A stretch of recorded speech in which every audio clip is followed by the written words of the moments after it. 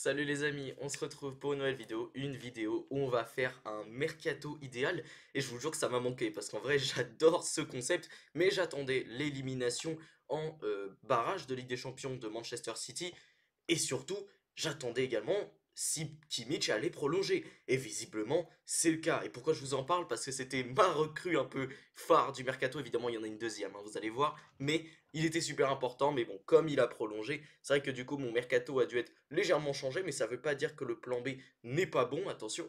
Donc voilà, je vais vous proposer un super mercato idéal en me basant un petit peu sur l'effectif de Manchester City qui est assez complet, hein, finalement, assez long. Mais voilà, il y a quand même des joueurs qui ont bien sous-performé cette saison, surtout que tu te fais sortir de la Ligue des Champions de manière un petit peu prématurée, évidemment. Après, tu tombes face au Real Madrid. Le Real Madrid qui n'est pas forcément dans une énorme saison, mais qui est globalement au-dessus de toi sur la globalité. Tu es quatrième de PL. Bon, je pense que pour cette saison, Manchester City va juste essayer de se qualifier en Ligue des Champions pour la saison suivante. Mais c'est vrai que pour la saison suivante, pour moi, il va falloir relever ce club tout en prenant en compte également le fait qu'il y a les fameuses 101 infractions ou 111, un truc comme ça, en espérant que Manchester City s'en sorte, entre guillemets. De toute façon, je pense que ça devrait être le cas. Je pense qu'il devrait y avoir un retrait de points peut-être, sûrement pour Everton plus que pour Manchester City. Voilà, pour la petite blague. Mais je pense globalement que Manchester City devrait s'en tirer sans aucune infraction. Et en partant de là, on va faire ce mercato de Manchester City. Donc sur ce, les amis, c'est parti pour ce mercato. Et surtout, avant de partir directement pour ce mercato, abonnez-vous à la chaîne, c'est super important. Alors, on va commencer par l'entraîneur. Et là, sans aucune surprise, je garde Pep Guardiola. Pour moi, il n'y a pas de raison de changer d'entraîneur. Tu l'as prolongé cet hiver ou en novembre, oui, donc à peu près cet hiver. Ça m'a l'air logique. Voilà, moi, je le garde, il n'y a pas de raison. Je pense que c'est un peu le projet et de toute façon, il va bien falloir relever ce club et je pense que Guardiola en est totalement capable et il pourrait peut-être nous inventer encore une solution tactique, même si je pense qu'on partirait toujours sur cette espèce de 3-2-5. Alors là, je vous ai mis un 4-2-3-1, mais évidemment, ça bougerait dans le 3-2-5 avec donc ici toujours ce milieu en boîte avec deux numéros 10 et deux ailiers, évidemment. Ça ne bouge pas pour moi. On devrait toujours avoir quelque chose comme ça. Donc, en partant de là, il va falloir évidemment penser au profil qu'il nous faut. Et je pense on peut en trouver, mais tout ça commence évidemment par également le gardien de but. Et il est vrai que franchement, Ederson fait une très mauvaise saison. Que Stéphane Ortega est un bon gardien numéro 2, mais je suis pas fan. Donc Ederson, ça va en Arabie Saoudite, c'est ma première vente de cet été. Et je garde Stéphane Ortega en gardien numéro 2. Je pense qu'on peut laisser partir Scott Carson, à part s'il veut encore une prolongation. C'est vrai qu'il faut également penser à ce quota de home ground players. Donc évidemment, ça, il faut toujours y penser. Mais je pense, pour le gardien, avoir trouvé un excellent joueur. Je pense à Diogo Costa de Porto. Alors oui, ça ressemble du coup un petit peu au mercato d'Alex de Castro, mais c'est vrai que si tu veux un gardien d'avenir qui est bon également balle au pied, pour moi c'est peut-être celui qui te correspond le mieux. Je pense à Diogo Costa ou peut-être à Unai Simon également de l'Athletic Bilbao qui est également un gardien assez rassurant et qui est bon balle au pied. Mais moi, j'ai une petite préférence pour Diogo Costa, qui est un joueur qui vient du championnat portugais, qui est un joueur de Porto, donc une équipe qui est habituée à ne pas tant souffrir globalement dans son championnat. Et donc ça correspond un petit peu à ce qu'on va demander à un gardien de Manchester City. Un gardien de Manchester City va pas avoir énormément d'arrêts à faire, mais il va avoir à les faire. Et surtout, Diogo Costa est un excellent gardien balle au pied. On aurait pu également penser à Mike Maignan dans le domaine, mais c'est vrai que Mike Maignan cette saison c'est un peu compliqué et surtout il devrait prolonger au Milan AC. Donc c'est pour ça que je me porte sur Costa. Pour ce qui est de la défense centrale, donc là je vous ai mis évidemment ce système de jeu guardiolien. Évidemment en phase défensive on sera à 4 défenseurs, mais surtout il est vrai que avoir un arrière droit qui peut s'incruster dans le milieu de terrain, c'est pas forcément une évidence à chaque fois, ça peut être un petit peu compliqué à avoir, et c'est vrai que Joshua Kimmich correspondait parfaitement à cette vision, entre guillemets, mais voilà, malheureusement, tu peux pas le prendre. Donc il va falloir faire les choses différemment. Et pour ça, Et bah, j'ai pensé notamment à Cambiasso. Alors Cambiasso, il peut s'intégrer dans le milieu de terrain. Ça, il n'y a pas de problème. Je pense qu'il peut parfaitement venir jouer au milieu de terrain, mais je pense également qu'il pourrait permettre de déborder et notamment aider l'ailier droit. Alors l'ailier droit, évidemment, on en reparlera un peu plus tard, mais ça peut être intéressant également en phase offensive d'avoir un joueur qui peut percuter comme ça. Et vous allez me dire, oui, mais Cambiasso, c'est un arrière-gauche. Mais pas tout à fait, c'est sur la grande majorité de la saison, il joue arrière droit, arrière gauche, il joue un peu des deux côtés, et surtout cette idée justement d'avoir un arrière droit gaucher, ça me renforce peut-être un peu plus dans mon idée encore de le faire basculer un peu au milieu de terrain dans ce 3-5-2 parce que justement, il est bon du pied droit, il est bon du pied gauche et il est capable de distribuer de bons ballons. Il a ce côté presque Trent Alexander-Arnold finalement qui me plaît plutôt bien. Alors il a peut-être une moins grande qualité de passe, mais au niveau des centres notamment, il est intéressant. Et je pense justement qu'il pourrait peut-être y avoir une entente avec Haaland parce que c'est un excellent centreur, Cambiasso. Donc voilà, moi je le prends, il était dans les tablettes de Manchester City depuis un bon moment. Donc voilà, pour moi c'est parfait, c'est vraiment une excellente recrue. Ça devrait coûter une soixantaine de millions d'euros parce que si la Juventus le vend, évidemment il va falloir en tirer un gros billet, c'est un de leurs meilleurs joueurs de la saison. Donc voilà, moi je le prends, soixantaine de millions d'euros. D'ailleurs je rappelle que Manchester City, on part sur un budget à peu près illimité vu les moyens qu'ils ont. À gauche, moi, ça change pas. Je garde Josko Gvardiol qui fait une très bonne saison cette année. Alors, c'est vrai que défensivement, faut pas qu'il croise trop la route de Mbappé trop souvent, mais il peut avoir des petits trous d'air défensivement. Mais c'est vrai que vu ce qu'il t'apporte, notamment offensivement, il peut être très important. Mais voilà, globalement, défensivement, ça reste un joueur également très solide. Donc, je le garde. Pour moi, c'est un des meilleurs joueurs de City sur cette saison sur les postes de défenseurs centraux. Alors là, moi, je garde Nathan Ake à gauche et je garde Ruben Dias à droite. Tout bonnement parce que pour moi c'est peut-être la meilleure charnière centrale que tu peux aligner. Quand les deux joueurs sont en forme, ils sont excellents. Et surtout, je rappelle que tu as recruté deux défenseurs centraux cet hiver. Alors Victor Reis pour le moment ne rentre peut-être pas encore totalement dans les plans, mais pour moi il pourrait jouer la saison prochaine, il n'y a pas de souci. Et je pense qu'il va gratter quelques minutes de jeu. On a également Krousanov sur le banc, donc je vais le noter, surtout qu'on a vu, hein, voilà, globalement c'est un projet Krousanov. Ça, il n'y a pas de problème. Mais c'est vrai qu'on a également John Stones et Akanji. Et alors pour John Stones et Akanji, là encore vous allez me dire que ça ressemble au mercato d'Alex de Castro, mais je pense que je vends Akanji. Déjà, pour moi, c'est peut-être le plus simple à vendre des deux. Il n'y a pas de problème là-dessus. Mais surtout, je trouve qu'Akanji, c'est peut-être un joueur qui n'a... Je dis pas qu'il n'a pas de niveau de Manchester City, mais c'est vrai que cette saison, il monte pas forcément un niveau extraordinaire.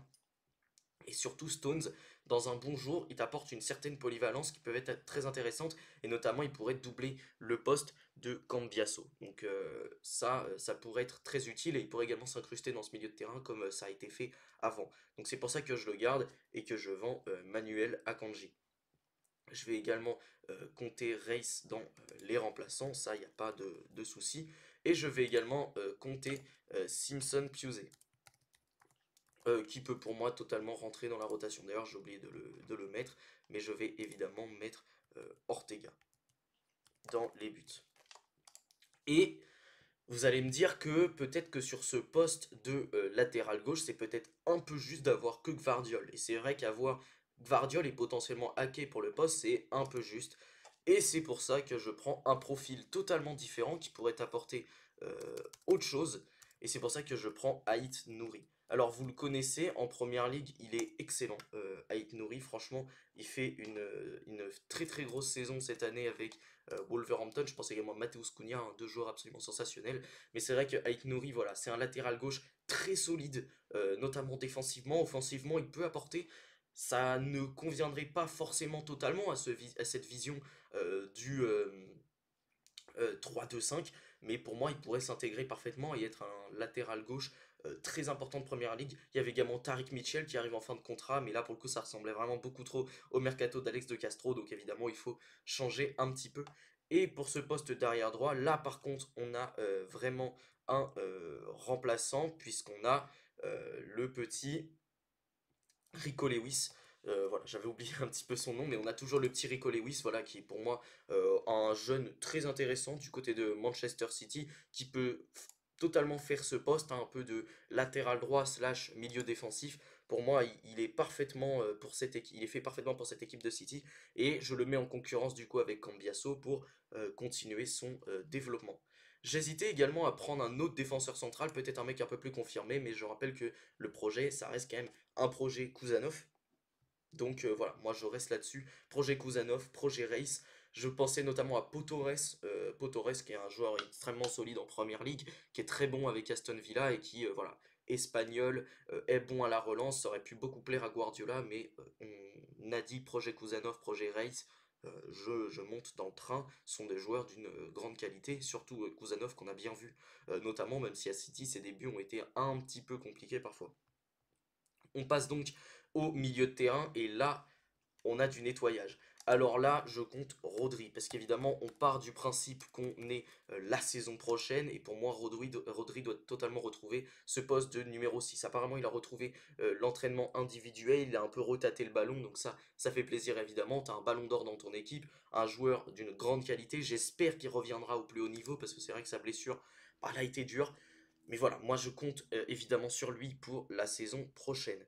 Alors on a toujours du Matteo Kovacic. Alors lui, je vais le compter un peu comme remplaçant de Rodri parce que moi, je recrute massivement au milieu de terrain. Pour moi, ce milieu de terrain, il y a un gros problème. Et je pense que je vais même prendre deux joueurs au milieu de terrain, tant pour moi le problème est profond. Je trouve que ça manque de créativité, je trouve que ça manque également de solidité.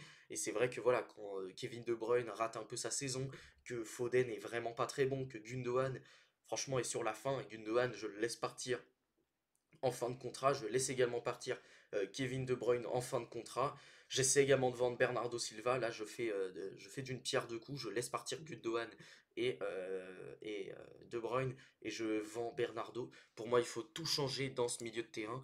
Et c'est pour ça que je prends Guimarães. Alors c'est vrai que Guimarães, c'est quand même un joueur qui a été pisté par Manchester City pendant un long moment et je trouve que ce serait un profil parfait. Tout le monde me dira que c'est un milieu défensif, mais à Newcastle récemment, le milieu défensif c'est plutôt Tonali et on voit donc à Guimarães jouer 8 et bon voilà, il peut faire un peu les deux et je trouve qu'il s'adapterait parfaitement à ce poste. Alors c'est vrai que pour le coup, c'est pas forcément un joueur ultra offensif, mais c'est vrai que voilà, pour ce poste un peu de numéro 8 notamment, si tu veux maintenir un milieu en boîte, mais que tu veux quand même garder une défense à 4, moi je trouve que Guimarães c'est un joueur super intéressant, qui balle au pied est très bon notamment pour distribuer, mais également défensivement, voilà, c'est une vraie pieuvre, il gratte beaucoup de ballons, physiquement il est assez impressionnant. Alors vous allez me dire que ça fait peut-être un peu redite avec Rodri, mais moi personnellement je suis persuadé qu'on peut avoir une très belle entente entre les deux. Et je fais également une deuxième recrue. Et là, vous allez peut-être pas forcément connaître, mais c'est un joueur de Nottingham Forest. Et c'est un joueur qui m'a vraiment tapé dans l'œil. C'est le petit Elliot Anderson qui est encore assez jeune. Alors, il est parti de Newcastle l'été dernier. Et franchement, quel joueur! Lui, je pense que ça va coûter très cher. Ça devrait coûter comme. Alors, Guimarães, pour le coup, je pense qu'on va s'en tirer pour une centaine de millions d'euros, 80, 100 millions d'euros. J'ai oublié de donner le prix pour Aït Nouri, mais je pense que Aït Nouri, on devrait en avoir pour une bonne trentaine de millions d'euros. Pour Costa, on devrait en avoir pour une bonne soixantaine de millions d'euros. C'est un mercato extrêmement onéreux, mais là, on n'a pas le choix. Il faut absolument recruter. Et pour ce qui est d'Eliott Anderson, je dirais pour une quarantaine, cinquantaine de millions d'euros, parce qu'évidemment, on a toujours cette taxe Première League, mais c'est un joueur vraiment d'une grande qualité qui défensivement est très propre, notamment dans la défense au sol. Il est excellent, j'avais vu ses statistiques données par le CIES notamment, il était très très bon dans le domaine, mais c'est également un joueur qui peut porter le ballon, a une dimension créative assez intéressante, et je pense que ça pourrait beaucoup plaire à Pep Guardiola, un joueur qui est capable de répéter les efforts, mais également voilà, qui offensivement n'est pas en reste, il a une bonne qualité balle au pied. Je pense que ça pourrait beaucoup lui plaire. Donc moi je suis persuadé qu'Eliott Anderson c'est une bonne recrue. En plus de ça c'est encore un jeune joueur. Donc ça peut être très intéressant. Et on a encore Mateus Nunes. Et alors lui dans l'idéal j'aimerais le vendre. Alors c'est vrai que du coup on a peut-être beaucoup moins de monde au milieu de terrain. Mais pour moi les postes là ils sont plus que doublés. T'as Rodri, Kovacic, Guimarães, Anderson. Ou alors tu le gardes dans la rotation. Moi je vais peut-être le garder dans la rotation. Soit tu le vends, soit tu le gardes dans la rotation. Pour moi c'est pas forcément un joueur mauvais. Mais tu peux pas te permettre quand tu es Manchester City d'avoir des joueurs comme ça en titulaire, je précise. Pour moi, il peut te dépanner sur un match ou deux, mais je pense que les postes sont bien doublés. Et donc pour les postes offensifs, et on va commencer par le numéro 10, et là je fais une très très grosse recrue. Là je prends Florian Wirtz. Voilà.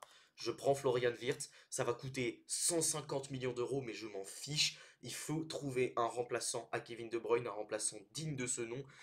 Et alors il va être compliqué à bouger. Alex de Castro avait pris Rodrigo, et ça peut s'entendre pour moi pour jouer ailier gauche notamment et donc peut-être mettre Foden sur ce poste axial. Mais pour moi, Foden, c'est également un ailier droit. Il peut jouer vraiment ailier gauche, ailier droit, milieu offensif. Pour moi, c'est juste une mauvaise saison pour Phil Foden. Alors évidemment, je le garde sur ce poste d'ailier droit. Mais Wirtz est également un joueur qui peut jouer à gauche. Et je garde évidemment Savigno. Et donc là, on pourrait voir beaucoup de permutations offensivement.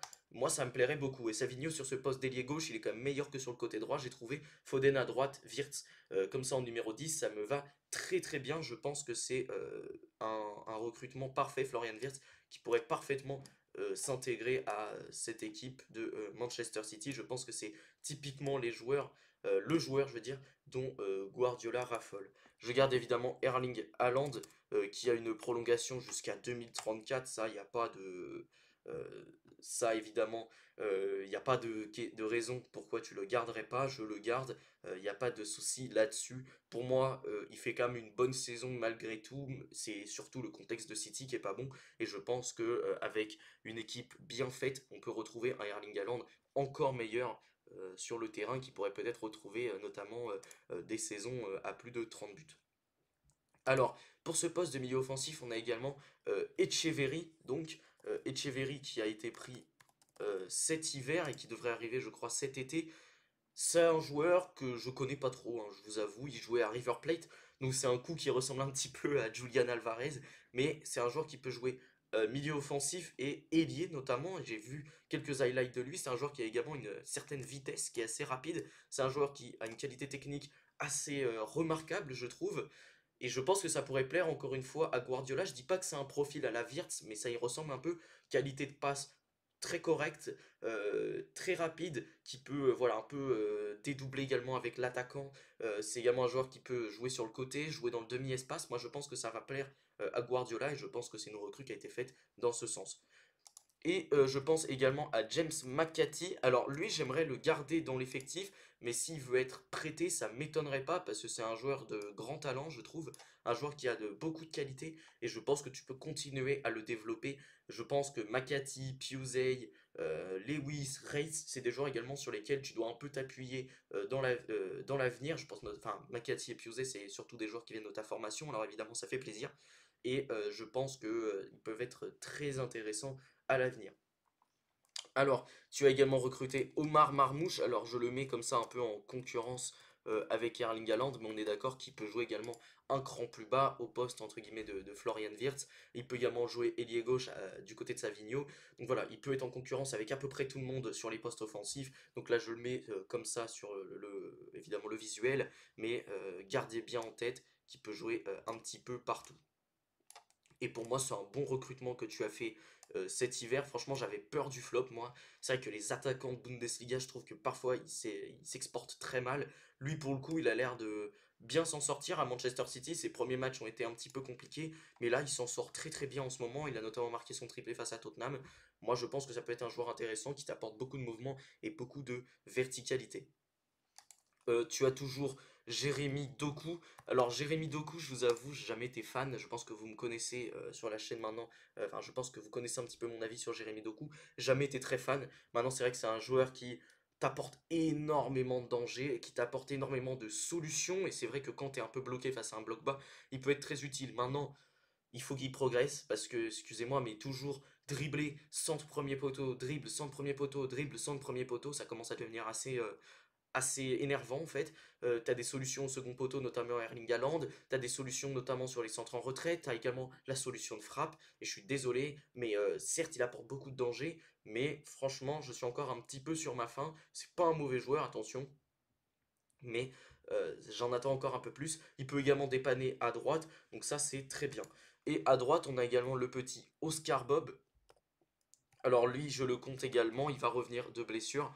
C'est un jeune joueur également qui vient de ta formation, qui a un potentiel assez intéressant pour moi. Je pense qu'il peut s'imposer peut-être dans le futur en tant que titulaire, pourquoi pas, à très long terme dans cette équipe de Manchester City.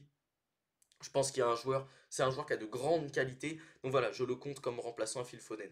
Et je me rappelle également que tu as le petit Divin Moubama, je crois qu'il a été pris cet hiver, si je me trompe pas, ou cet été, je sais plus trop ce qui s'était passé au niveau du recrutement. Lui, c'est une recrue un peu à la race, c'est-à-dire qu'il est arrivé, et je pense que Guardiola est encore un peu frileux à le mettre titulaire. Je sais qu'il a joué quelques petits matchs de coupe, c'est un joueur qui a l'air d'être plutôt intéressant. Je vous avoue, je le connais pas trop, mais je pense qu'il va jouer un petit peu beau. Il va jouer pas mal avec les jeunes et peut-être qu'il pourrait jouer des matchs de coupe. Et je pense que c'est encore une fois un bon jeune à développer. T'as également le petit Nico O'Reilly. Alors c'est vrai que je l'ai oublié au milieu de terrain, mais c'est un milieu défensif qui a l'air d'avoir un très bon potentiel. Il a marqué 2 buts, je crois, face à Plymouth, si je ne me trompe pas.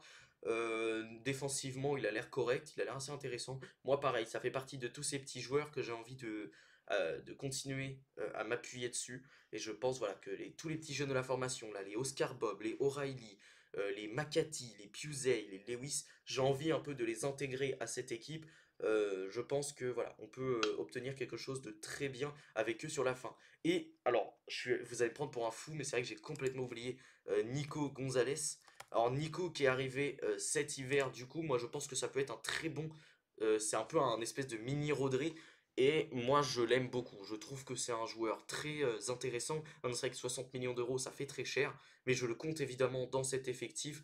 Et voilà, moi je pense qu'il peut continuer à beaucoup apporter à cette équipe. Je trouve que ces matchs, globalement, qu'il fait récemment, sont plutôt intéressants. Alors c'est vrai que face au Real Madrid, c'est pas forcément son meilleur match, mais pour moi c'est l'un des meilleurs Citizens sur le terrain. En Première Ligue, il est plutôt intéressant. Là, encore une fois, on a de la Première Ligue ce week-end. Alors je vais voir s'il fait un bon match. Mais moi je trouve que c'est un joueur à suivre, qui peut être très intéressant. Et je pense que Guardiola peut le développer sur ces prochaines années. Et c'est vrai que quand on regarde des joueurs comme Rodri, voilà, Rodri, c'est quand même un joueur qui, on dirait, entre guillemets, est arrivé à maturité un petit peu plus tard, entre guillemets, que certains jeunes joueurs, même si Rodri, ça restait un très bon joueur quand il était jeune. Mais voilà, Nico, j'ai l'impression qu'il peut s'inscrire un petit peu dans cette idée, voilà, d'un joueur qui, on va dire, explose un petit peu plus tard. Mais je pense que Nico, voilà, a l'air d'avoir un très gros potentiel. Les amis, ce mercato était un petit peu décousu parce que c'est vrai que l'effectif il est quand même assez rempli finalement et je pense notamment à des joueurs comme Jack Grealish, encore une fois que j'ai oublié d'en parler mais forcément parce que je le vends, hein, je veux me débarrasser absolument de ce joueur, de joueurs qui ne serviront plus à Manchester City, donc Jack Grealish évidemment on vend, on fait tout pour le vendre. Et c'est vrai, voilà, on avait un effectif où il y avait beaucoup de joueurs dedans, et je trouve que voilà, ce mercato est plutôt intéressant. On a pris de la jeunesse, mais également des joueurs confirmés, et j'espère que ça vous plaira, parce que franchement, ce mercato, il a quand même fallu un petit peu se creuser la tête, parce qu'encore une fois, il faut penser à cette espèce de 3-2-5, il faut également penser à des profils qui peuvent être importants au milieu de terrain, parce que je rappelle que ce milieu de terrain, bon, bah, concrètement, il passe comme dans du beurre, j'en avais déjà parlé plusieurs fois, mais c'est vrai que quand tu as Kovacic, Gundogan au milieu de terrain, c'est vrai que défensivement, ça t'apporte pas beaucoup. Et je trouve notamment que des joueurs comme Guimarães ou Anderson, eux, ont plus cette capacité à tenir tout un match, surtout que Manchester City, c'est une équipe qui peut se fatiguer un peu, surtout cette saison. Donc voilà, moi je trouve que au milieu de terrain, avoir deux valeurs sûres comme ça, comme Guimarães et Rodri, c'est intéressant. Je sais pas si Guimarães pourrait totalement se déporter à jouer aussi haut sur le terrain, mais voilà, c'est pour ça que je prends un Cambiasso qui peut te changer un peu ce profil, qui peut s'intégrer au milieu, mais qui peut également monter très haut. Et c'est vrai que Cambiasso, il peut avoir également ce profil un petit peu Hakimi, à monter très haut comme ça, à s'intégrer un petit peu dans ce demi-espace, ou alors faire en sorte que Foden s'intègre dans ce demi-espace, que Cambiasso aille ici. Moi, je trouve ça très intéressant comme profil. Donc voilà, j'espère vraiment que ce mercato vous aura plu. Il a été très compliqué à faire. Et donc voilà, abonnez-vous à la chaîne si ça vous a plu, mettez un like et peut-être donnez-vous vos recrues idéales pour Manchester City, ça me ferait très plaisir de vous lire en commentaire. Les amis, sur ce, à la prochaine pour de nouvelles vidéos. Ciao.